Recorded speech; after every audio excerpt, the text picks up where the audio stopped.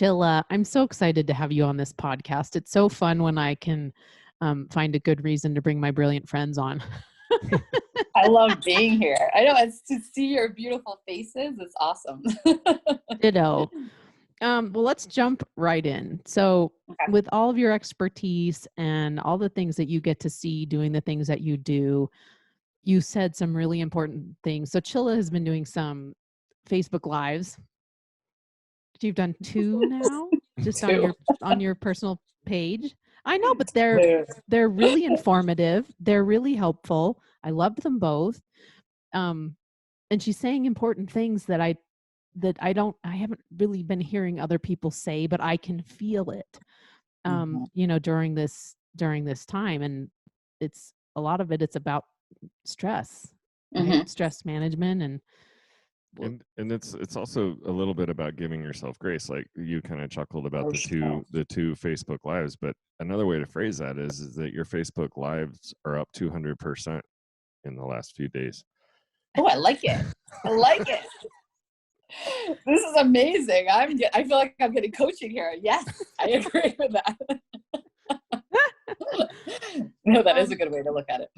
But tell us about the stress right now and what you're seeing and what you're feeling and how we can weather this storm a little more gracefully. Well, can I just throw something at you real quick before you go? No. Yes, I want to. Come on. Okay, fine. But I think we're all kind of hearing the same thing, and you probably a lot more than us because this is your profession. But it feels like, and we talked about it for a brief second also, but everybody's quarantined. They're at home. Like 90% of the things that we can do outside of our house, with the exception of getting out into nature, are closed.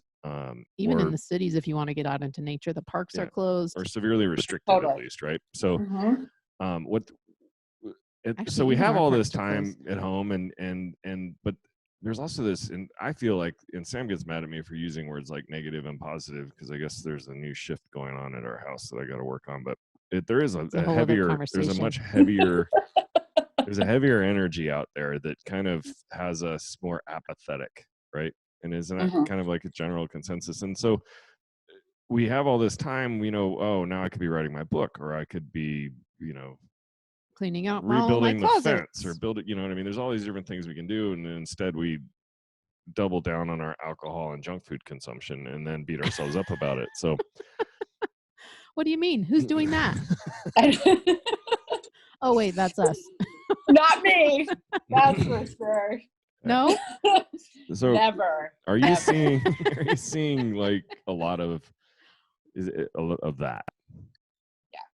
And I love what you said in the context of apathy, because that's actually, and this ties into what Sam was asking, is that because I do telehealth, at first I was hearing, with the onset of COVID-19, what I was hearing was anxiety and sleeplessness, because it was like all of a sudden this entire shift in how we live our lives, and that ramped up where people were like, it's uncertain, I don't know what's going on, like, it's just the anxiety built.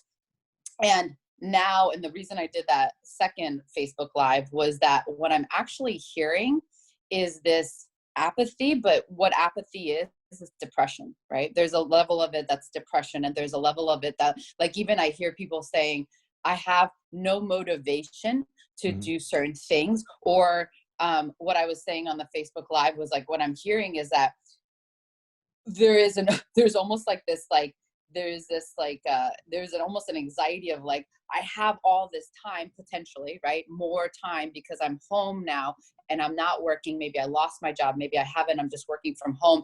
Why am I, like you said, why am I not getting stuff done? Like, why am I not being motivated to do this? And there's an increase in that anxiety piece there that's going on, which is then driving actually depression, because then there's self-worth in there. Then there is this, and you can go down the underlining subconscious underneath that, like, I'm not enough. I still can't get anything done. And then it's like, if I don't get something done, what happens when my life comes back in to play? Like, I'm going to be behind the 8 ball. And so there's this, I mean, I have talked to so many people where it spirals. Like, it's like, you know, it's almost like, okay, number one is, and this is how I'm trying to work with individuals, because the thing is that there is whether or not you want to, I think, understand or even appreciate the fact that you don't really have to be a sensitive soul. Like, you know, how some people like go through life and they're just like, I'm just going to go to work. I'm going to come home. There's going to be family. There's going to be dinner. And then I'm going to do it again. And it's like, and it's like, oh, things are happening in the world, but I'm not going to take them in. You actually don't even have to be this person of being like, oh my God, there's people dying in India. You can't see her. She has her hand on her heart and she's got her arm up like, I can feel the world. I can feel it, you know, like, you know, because there are some, I work with like probably a majority of my patients, because I feel like we attract the people, you know, that are the closest to us. I have so many of these people that like literally as the world bleeds, they bleed. Right. And so what I'm trying to say is you don't even have to be that type of person in today, in what's going on worldwide. It's a global pandemic that there is this intense energy and this intense change that is affecting our nervous system and our adrenals. And where that apathy comes from, where that depression comes from, is the fact that we are exhausted. Like, no wonder you want to sleep in. Like, no wonder that you might not want to go for that walk, even though potentially it's going to help you. No wonder, like, you don't want to maybe write that book that you're writing, because here's the thing. It's like, change is the definition of stress. We can't get rid of stress, but what we can do is how we're approaching it. And it's really hard to approach stress that you also aren't recognizing. So one of the things I was talking about with the Facebook was that giving yourself grace and self-compassion during this time, and saying that, hey, it's okay that, number one, you might have anxiety. It's okay that you have this general sense of maybe depression, maybe it's apathy, maybe it's the fact that you don't want to do anything. It's first thing is just saying, okay, this is me. This is what's happening right now. I'm procrastinating, and that's okay, because that is standing in the face of humanity and being human at this time in our lives. There's so much power that is gleaned from just standing in that space, right? Then I want to say something. So Yeah. it's like you're talking directly to me, isn't it? Oh yeah. Like, you want to sleep in, you're not finishing your book. What else did she say? No, this is all stuff I've told you. You're not writing that course. You're not doing the, whatever. Exactly. And I feel lethargic. I don't feel like myself. And there's nothing, I keep saying to myself, this is another thing I keep saying to myself, like, my life is great. I live in a beautiful place. There's very little of the virus here. We're both healthy. We're taking, we're not going to have a big financial, impact from this. We don't think we will. It's not going to hit us very hard. No, it's hard to say. It's not happening yet. It's not happening yet. So we're in a really good position, and yet I looked at Patty the other day and I was like, I think I'm depressed. And I'm like, I don't get it. I don't understand why I'm feeling depressed, because I don't, and we're very isolated in this little beautiful town in southern Utah. And and what's interesting is, as soon as I acknowledged it, I started to feel better. I was like, I feel better today. Yeah. Well, the other side too is that what you're talking about is and giving yourself a little bit of grace for feeling that way, and is that we're all navigating something that we haven't navigated before. I love how you said in the beginning that there's this, and we've talked about it, there's this. Some people are way more in tune than others to what's happening in the world. But right now, everybody's on that wavelength. They're feeling that wavelength, and it's impacting them in one way or another. But my question that I wanted to expand a bit on is like, Sam's probably one of those people that's usually in tune. Do you know what I mean? And definitely picks up energetic waves more than an average person does, in my opinion. Really? Right? Oh, totally. So, that being said, it's got to be even harder for her. So, so when she's dealing with this on a normal day, she doesn't have the depression. But so my question, I guess, that I'm dancing around is, when somebody is already a little bit more attuned to that, is it even harder for them, or is it harder for the person that has no idea because they've never felt this way before, or both? No, actually, that's a great question. I think both is probably the answer. I think it is harder. Let me actually back up.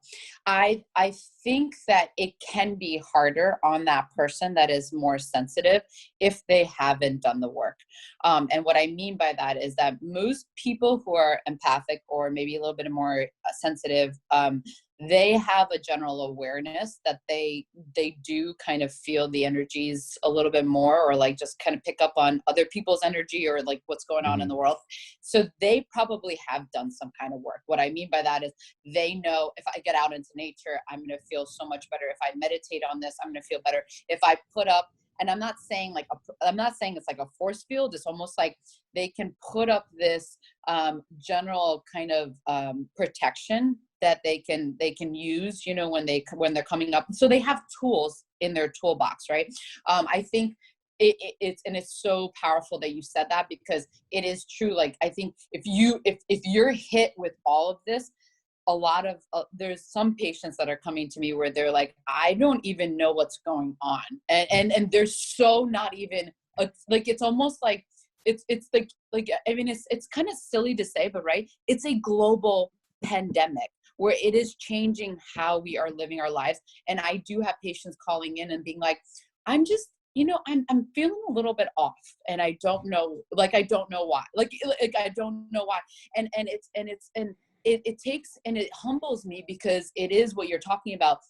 If people don't understand how just that change in the lifestyle can really affect health, it's because of the fact that how modern maybe medicine or health is constructed, right? It's kind of like, oh, my heart hurts, I go to a cardiologist and they give me a pill, I feel better.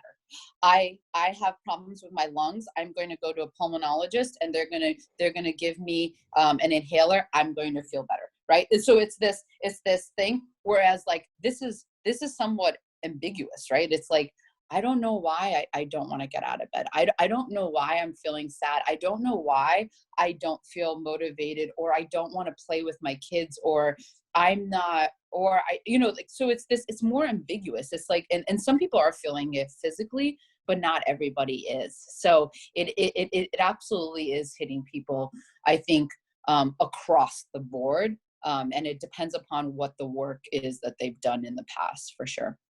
And what tools they have. Yeah. Well, and I have a lot of tools. I just feel like I'm not motivated to use them. It's like, well, it's the same we're thing. forcing ourselves, like this hiking thing, because I don't feel like hiking every day, but I'm like, no, we got to go out there. We got to do it. So. And it's also, even people that are armed with tools, it's like they get out the wrench and like, well, this wrench has always worked in the past. What the fuck's going on? Right. Yeah. Like I meditate every day, and that usually takes care of most of my stuff, but it's not enough right now. Yep. It's definitely not enough. I have to do a bunch of other stuff too. And that's, and I'm right there with you too, by the way. Like, this is why I you know, selfishly, I kind of posted that as well, because I wanted to just kind of just talk about the fact that I feel it. Like, I mean, the projects I could be doing right now with the more time I have, like, it took me to surrender to and accept this, for me to understand that, you know what, it's okay that I'm actually sleeping until 8 o'clock most mornings. Like, it's okay. Like, it kills me, because I'm a 6 a.m. get up, go, let's do this, let's walk, let's meditate, let's write in my journal, you know, like the miracle morning kind of thing. Like, I'm doing it, right? Yep. But, me too. But in this time, it's like, I am learning to be like, you know, it's Friday. I'm going to do nothing. And if I dilly daddle, which is my term for like just kind of walking around, grabbing some water. That's a grandma term. Grandma term. That's so cute. Totally. You know? Oh, I'm a grandma. you know, and I think that that's a tool in and of itself. Like there's power in that, where at the end of the day, I'm like, I feel good because I respected myself. And interestingly enough, the next day I show up and I'm like, you know, I'm kind of ready to write in the book. I'm kind of ready to go for that walk, you know, and what I mentioned in the Facebook Live, which I think has helped a lot of people from just feedback, is like, sometimes it's really helpful to even break it apart, right? Like, I think everybody's trying to do everything in one day. And it's like, maybe Monday is your home day. Like maybe you're going to do a home project, you know, maybe Tuesday is your book day. So you're going to try to write in your book on Tuesday. Maybe Wednesday is going to be a really intense family hour where you guys will play games. You're going to go maybe walk around, like whatever it is. So it's almost like segregating and allowing yourself, maybe if you get that one home project done on that one day, there is this sense of like, okay, I got it done. Instead of being like, I'm going to do this, I'm going to do this, I'm going to do this, I'm going to do this. And, you know, and then not getting anything. Getting done, overwhelmed right? by your to-do list because you think you have all this time and you're going to get all this stuff done. And I feel, yeah, that's a Right. great strategy. Yeah. I love that. There's Analysis also paralysis, right? Yeah. Yeah. Yeah. I feel like it's also a time where if we're giving ourselves some grace, we can definitely back off on trying to be so goal oriented. I mean, even when we're on our hikes, Sam's like, I'm come pretty on, goal honey, oriented. I want to trail's get to over the here. end. You're going the wrong way. And I'm like, whoa, what? Pat's like, I want to see this. Look I at this said, cool I'm thing. letting my I'll see you fascination later. I'm letting my fascination take me where I want to go. I don't really care if I get to the end of this trail or not. So, yeah. I mean, there's something to be said for just being in the moment and letting your fascination steer the ship. I actually wrote myself. We never do that anyway. We used to do it all the time as kids. That's how we lived. But I had to write myself a note the other day because I was working and I was getting really frustrated. And I remembered, I don't know who said this, but my little note says, you know, life isn't about what you do. I think that life is about who you are being while you do it. So I'm focusing less on what I'm getting done and more about who I am being in that moment. So because I've been really short, Patty and I've had like some arguments and I've been short with them and I've been like, I don't want to be that. That isn't who I want to be. We may not be getting everything done. We may not be finishing that trail, but who am I being in that moment? So that's helped ground me somewhat too. yeah. Sorry. No, You go. I just want to go back to the fascination thing, then I won't bring it up again. But for me, it's something I've just been working on for a few years where let's say you have a goal to repaint the deck and you're out there repainting it and this bug walks across a board and you're like, oh, that's a weird looking bug. And then you keep going. I got to get going. I got to finish this deck up. But as a kid, you would have been like, whoa, look at this bug, and picked it up and taking pictures of it and everything else. So I tried to go ahead and just do that. I'm like, wait a second, stop, go check that bug out. It's pretty cool looking. So. And I love, first of all, that fascination in the everyday, and Sam, what you said about like who you are in that moment. I think one of the greatest tools that we can glean from this period of our lives right now, and I think this is what is truly, if you want like that one takeaway from all of this, and I believe it so wholeheartedly, there's Viktor Frankl's book, A Man's Search for Meaning. It's such a great book, right? For those that haven't read it, it's really about a gentleman who survived the concentration camps, and he talks about his story, and and there's so much beautiful, there's just beauty in that book throughout every single sentence. The interesting thing is that there are eerie parallels to, right, and you just have to like look at it as that, is like there's eerie parallels to how these prisoners or these individuals in these concentration camps were feeling, the feeling that they had, to what actually a lot of patients are coming to me. And when I've read that book, like that's what tied me in, was people were talking to me about these feelings of not only isolation, but this sense of like, I I don't have a life anymore. Like my life has been taken from me. The world is not showing up like I expected to, or I wanted to. And there is this like loss of hope, right? Or this loss of inner strength.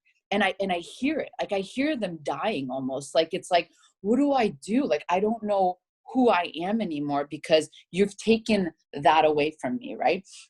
And there's a beautiful quote in there that talks about, well, first, let me just say, one of the things that he brings up is that the people that he really believes has survived are the ones that truly, truly tap into that inner strength and recognize that they have got to keep dreaming. They have got to keep having goals. They have got to really come out and not let that environment shape who they are and what they do. And that goes into both of your points about like, how am I showing up, right? Or how can I live in the present moment, not go back to the past of like, oh, I wish I can go to this restaurant. I wish I can go to this bar. Wish I can, right? Or not go too far into the future of being like, this is an unknown. I don't know when it's going to end. I'm going to just wait and keep waiting and waiting and waiting. Instead, like, what he was talking about is the people that lived so in the moment and saw beauty in the sunshine coming up every day, in the fact that they are able to breathe every day, the fact that they have their health, the fact that they get to see their friends, the fact that they saw this snail, the fact, whatever it is, right? There's that beauty. And one other thing, and this is going to what Sam said, and this is, it's so beautiful. I think it was Spinoza that said it, who's a Dutch philosopher in that book. He said, and I'm going to butcher it, so I don't really know the exact quote. I butcher but it was all like, the quotes yeah. too. It's called paraphrasing. Paraphrasing. Yeah, paraphrasing. So you're going to get the point, though. The point is that, you know, it's really the prisoners or the people that stop asking what the world is going to do for them and start saying, how do I show up for the world, right? Are the ones that are really truly then tapping into that inner strength. And when you tap into that, you can come at anything. I mean, you could be in a concentration camp, you can be in prison, you can be in a social isolation, right? And come through so much more powerful because of the fact that it's not about what the world is doing to you. It's about how are you stepping up into the world, right? So I love that, from a place of receiving to a place of giving that always takes you to a higher part of yourself, I think. And you paraphrased like I thought you did a more concise paraphrase of Viktor Frankl and a take on presence. So this week I keep looking for, and I've read tons of Viktor Frankl quotes from Answers for Meaning this week, looking for that one nugget, and it's not really there. It's more of a like 10 of them put together, you know what I mean? Yeah. But what I noticed is that when I was reading through these quotes, if I substitute the word quarantine for camp, I'm dead serious. Whoa. It's weird. You just put the word, just switch those two words around, and you read the quote, and you're like, holy shit. Totally. Yeah. Yeah. I literally, like Man's Search for Meaning is a pretty small book. I literally read it in 24 hours because as I reread it, I was like, holy shit. I was like, this is like there's just so, and I remember, and like it was like almost like this thing, one of my patients that I was talking to like reminded me of it, and I picked it up and I reread it, and I was like, oh my gosh, like it just hits so home, because I was like, this is it, right? This is like what's been coming up for so many people. And he talks about like little things like, you know, the people that, what was he saying? There was something that was about Christmas. He was saying that he was like, so many prisoners died around Christmas. And he was like, you know why? Because for some reason, they said to themselves, I'm going to be out by Christmas.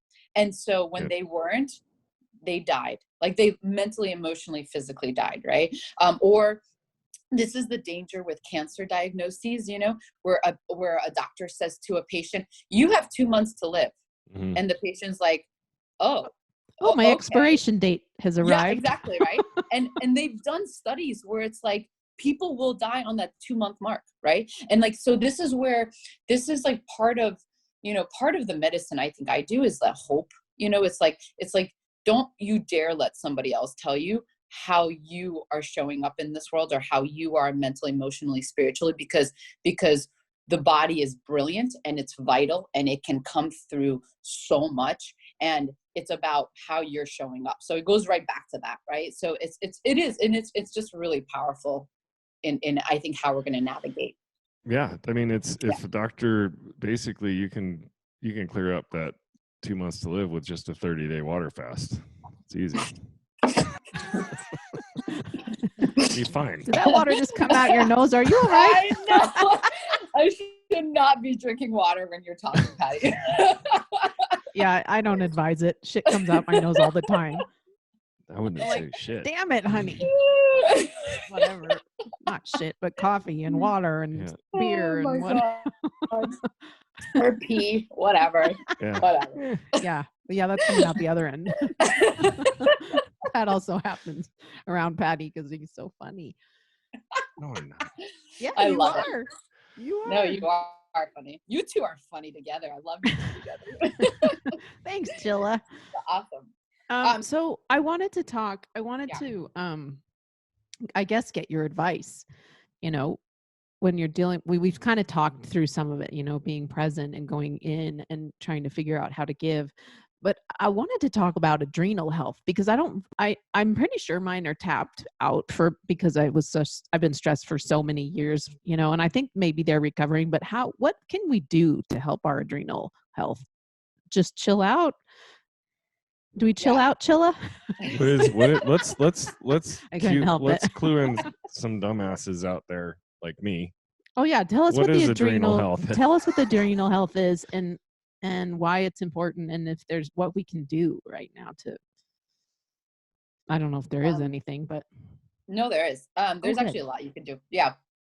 So adrenals are these little like organs that sit on your kidneys, on both kidneys, and they basically are the major regulators during a stress response. So what I think is important to understand is that a stress response can happen, like I said, with changes. So if we're getting married, our cortisol is released, which is our stress hormone. If we're seeing a bear, our adrenaline and then our cortisol is being released. And so right, if we're in a pandemic and we're constantly bombarded by all these different kinds of, am I going to find work? Is my finances going to be okay? Am I going to kill my partner right now? You know, like all this stuff. Like, am I going to die? Am I going to die? Yeah, right. Like, am I going to get this virus? Am I going to give this virus to somebody else? I mean, there's just so much coming up, right? Much. If I pretend I have the virus, can I kill my significant other and they won't come in my house? Well, what? There's just all of that, right? All of that. And so there's a lot that's being and that's what I'm talking about, is that all of that is causing either just a really acute stress response, right? Or it's causing something more just sustained and chronic.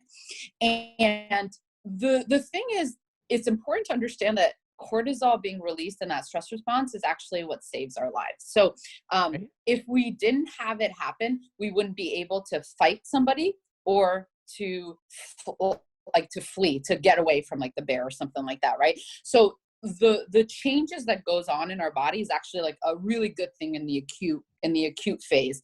The trouble that happens, and this is where we are starting to see right now with how people are showing up mentally, emotionally, physically, that apathy we were talking about, the emotional distress, potentially like the palpitations, the chest pain, the trouble sleeping, the whatever it is, right? The physical stuff.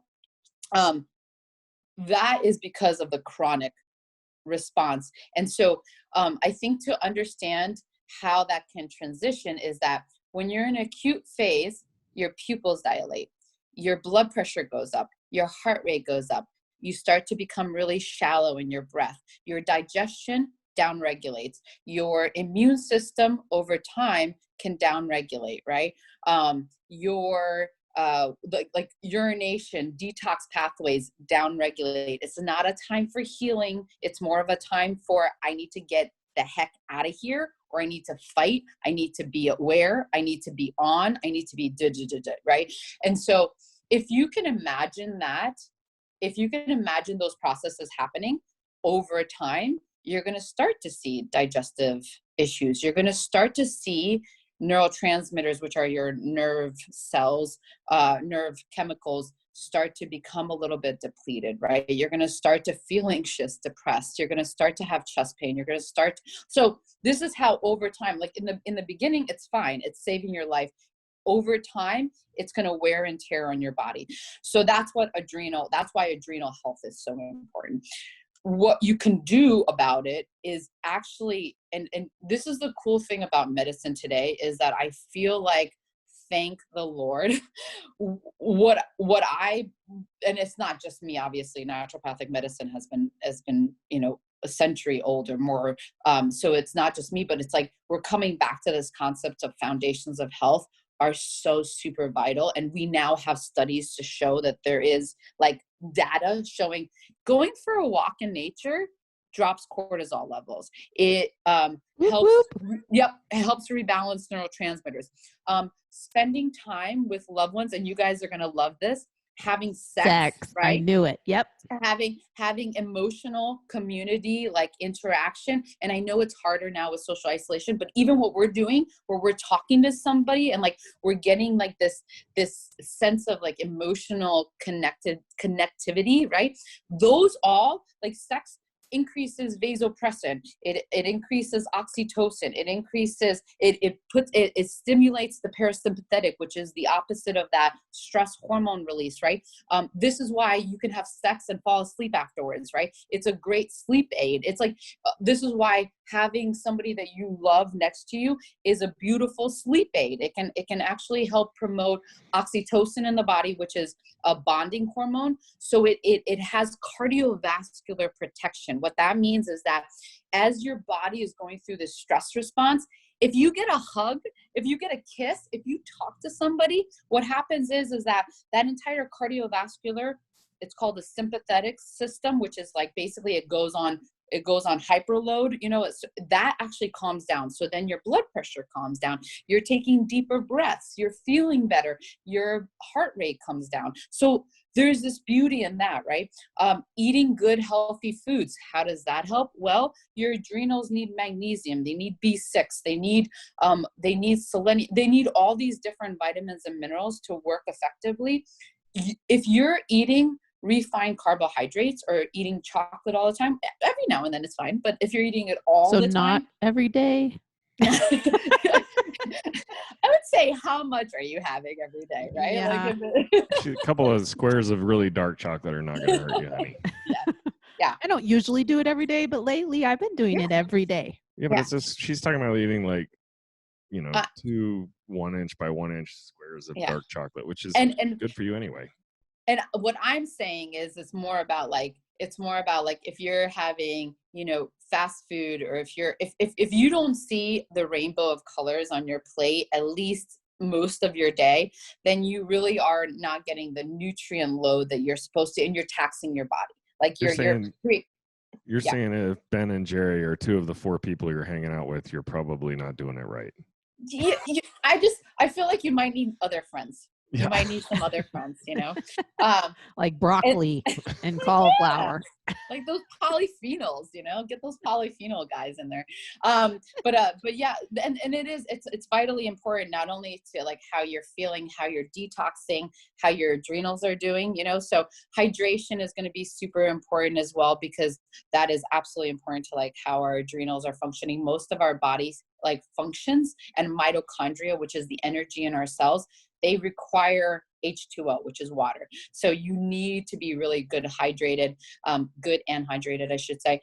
Exercise is important. So not even just being in nature is important, right? And there's studies showing that exercise has this other component that actually helps, like it basically helps with nerve improvement, parasympathetic, oxidative stress. I know I'm throwing terms out there, but medically, there's so many studies that this is helping with adrenal function, and we can look at it from so many different processes, right? That sense of purpose is really important too. So a lot of studies are showing that, just in even doing like a journal, right? Or this is a good time. I was talking to patients about, this is a good time where if you maybe are out of work, like what is it that stimulates your passion? Like, what do you want to do? Like, do you love to draw? Do you love to like plant flowers? Do you love to? I have a patient that just took up a new hobby and she's creating a business out of it. She's doing floral arrangements. Like out of this pandemic where people are losing their jobs, and she's like, what am I going to do? I love flowers. I'm picking flowers out of my garden, putting flower arrangements, started posting them. People are like, hey, do you sell that? And she started selling it. Cool. Awesome. So yeah, like, but I mean, this is like the thing I'm saying is like that's a stimulation to boosting and helping your adrenal function, right? It's like and this goes back to like having self-compassion.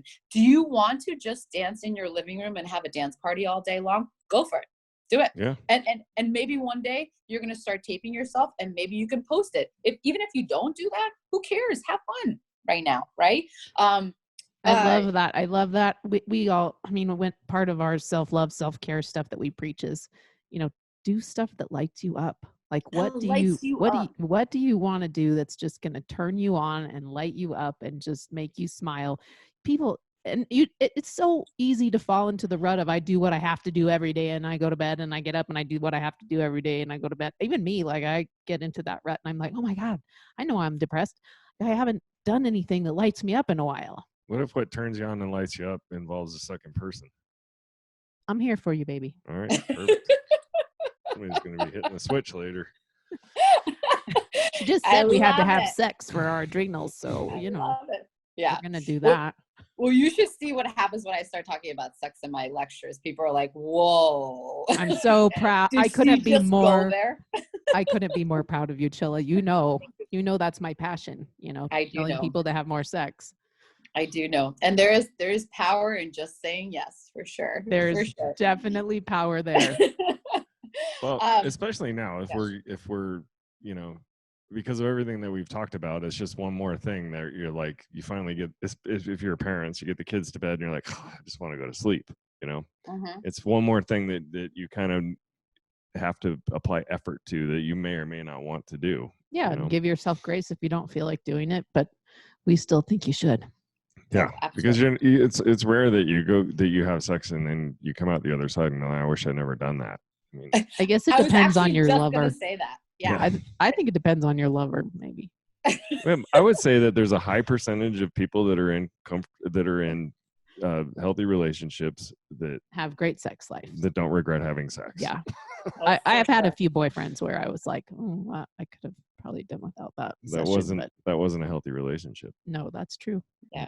Very good point. But it's kind of like walking, right? Like most people don't want to get out into nature and go for a walk, but the minute you're there and you're doing it, it just feels so good, Mm-hmm. and that's the same thing. I think that's the same thing with if you are in a good, healthy relationship, it's just like, you're like, I am kind of tired, but like, by the middle of it and the end of it, you're like, thank God I did this. Yay. Such a good idea. Such a good idea. So those are, like I said, the foundations of health are really going to be important. And there's a lot of studies that go along with that. I think the other things that people can do, and this is just like, even if you need a little bit of added support, like lemon balm, it's called Melissa officinalis. It's an herb. It's a really great antiviral herb as well. But the beautiful thing is that it's like a nervine and it actually helps the adrenals. And so just doing like a tea, is really helpful. There's also holy basil, which is a tea you could be drinking. That's really helpful. And I don't go to those immediately, but in this time, sometimes we need a little bit of just soothing, so that once we soothe a little bit, then our body's in a better place to say, okay, I am going to show up and I'm going to go out for a walk in nature, like get out into sunshine, do something like that.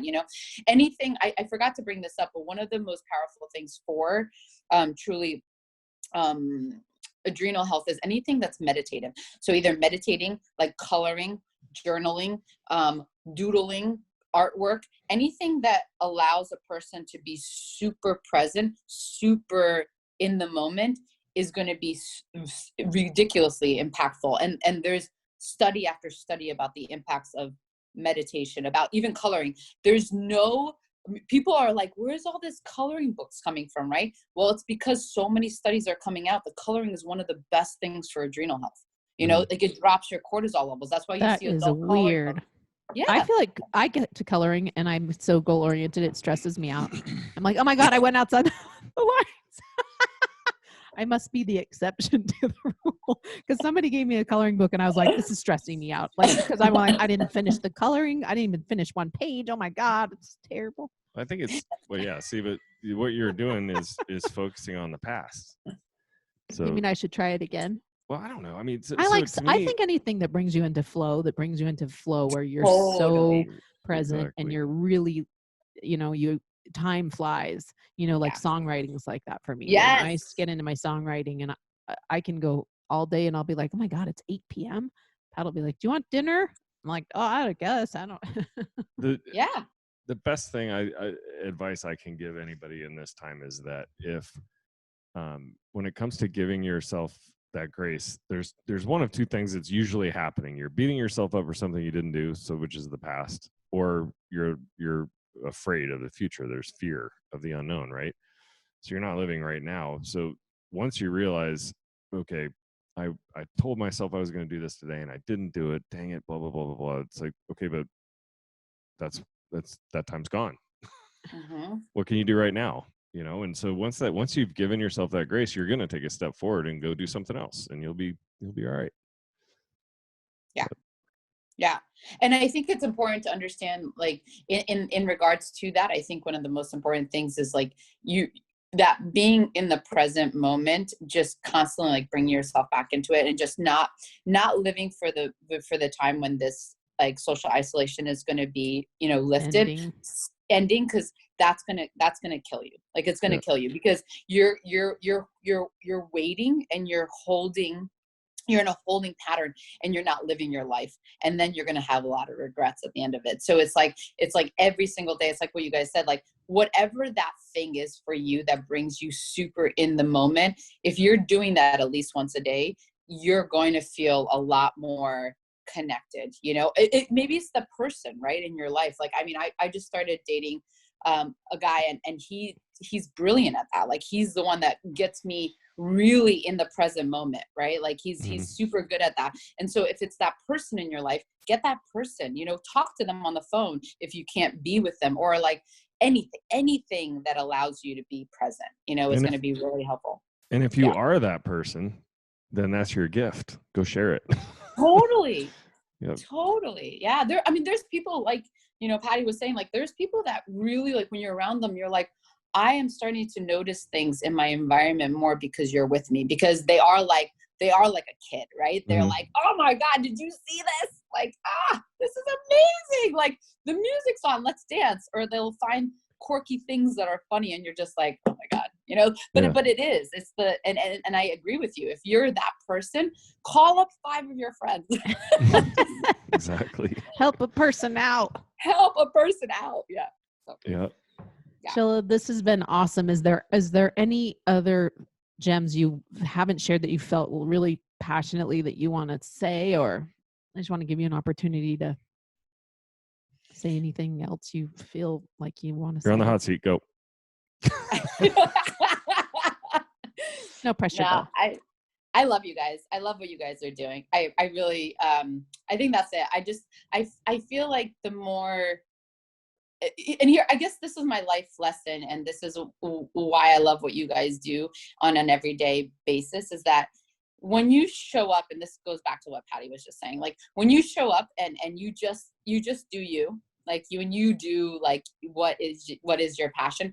It's amazing how, like, the life, like the universe kind of like shows up for you, like, I mean, like I was saying, like, the reason I'm even on this podcast probably too is like, like I posted this Facebook Live, and it's gotten so, and I do not like to be in public's eye as much. I like things in the back seat, but like, this has been motivating me to get out there and kind of just to start sharing information, and it's so healing. Like, I never thought it. Awesome. Yeah. Oh, it's healing for you too. Yeah. But it's also healing for everybody else. And how amazing is that? And that's the cool, and this is what I'm trying to say to everybody. It's like, even if it sounds corny, or if it sounds quirky, or if you're like, I don't know whether or not somebody's going to like it, it doesn't even matter. if somebody else doesn't like it. Show up for yourself and do it, because that was my thing too. It was kind of like, I'm just going to do this. I hope there's one person that maybe comes, even if they don't, like, I'm just going to start sharing stuff, you know, and it's been like crazy amazing, you know. I'm so proud of you. Yeah. It's Csilla and I went to we met. Yes. We met at a speaking class. Believe it or not. Believe it or not, we met at a speaking class where we were both terrified. I think you and I were the last people that would get up. Last two that would get up and speak in front of everybody, because I was like trying not to poop my pants because I was so scared. And Chilla's like, I'm really scared too. And so, but we both survived. But anyway, that was the day I fell in love with you, Csilla. Yeah. No, and you're both great speakers too, which is it's like this fear that you both have about getting up in front of people is just not visible at all to anybody else. That's great. And I think it's because, like, you know, when you did your TED Talk, Sam, I was like, you don't understand. I did a dance. Like, I was like, oh my gosh, you go girl. I'm like, this is like a year. What was it? What was first? That was like probably like maybe 2017 when we did that speaking class, you know? And I was like, and you heard a part of it. Remember, I did a little part of it at that speaking class. Yeah. And I love it. And it's just, it's like when you come from the heart and when you're speaking like something that you just love to do, and you would do it no matter whether or not you got paid or anybody was there. Like that's like when passion comes through, right? Like, so definitely. Yeah. Definitely. So proud of you. I'll say one more. Proud of you I'll too. say one more thing about the whole, because I'm uncomfortable about self-promoting, about, you know, that kind of thing, and you know, putting all my feelings, and like I'm just not one of those people that would write Sam Happy Valentine's on my Facebook or anything like that. You know what I mean? He hates Valentine's Day. It's the whole thing's, well, that was a bad example, anniversary, whatever, but the whole thing's just kind of painful for me. But the hiking thing, we've actually gotten some comments where people are like, oh, thank you so much for posting these pictures of you all getting out there every day. You know, it's kind of uplifting to be able to see what you're up to and that kind of thing. And so once I get out of my own space of being, oh, I don't like doing that, or it's you know, I don't know. I guess if it helps anybody, then I'm all for it. That's all I'm trying to say. So you go, girl. Yeah, you go, girl. Yeah. And I'm one of those people. I told Sam the same thing. You guys are so motivating to me. Every time I see your post, I'm like, yes, I'm going for a walk today. That's awesome. You know, like, and it is. It's really helpful. That's great. Really Oh, well, this is such a nice love fest. I love it. I love it too. Csilla, how do people find you if they might want to work with you or have questions? I mean, is that even a possibility? Yes, absolutely. I'm building out like my own. Oh, so I am a supervising physician at TrueNorth Health Center, and we do mostly water fasting and nutrition-based medicine. I also have a website, drChillaVeress.com, which is like, I mean, it's a great site to kind of understand how I work more. And I spell it out for people. Sure. It's DrChillaVeress.com. So, and I'm building out my telemedicine on my own as well. So yeah, I'm on Instagram, I'm on Facebook. I'm probably one of the only like Csilla Veresses that you're going to find. Probably. Yeah. I haven't met any other ones. Well, once you figure out how to spell it, you probably are for sure. Yeah. Well, it'll be on my bio too. So So, but yeah, it's well, actually, if you ever meet another Csilla and they spell it Csilla, they're Hungarian, just as an FYI. So that's a little good to know. There you go. You learn something fun and new every day. Just every day, right? Every day.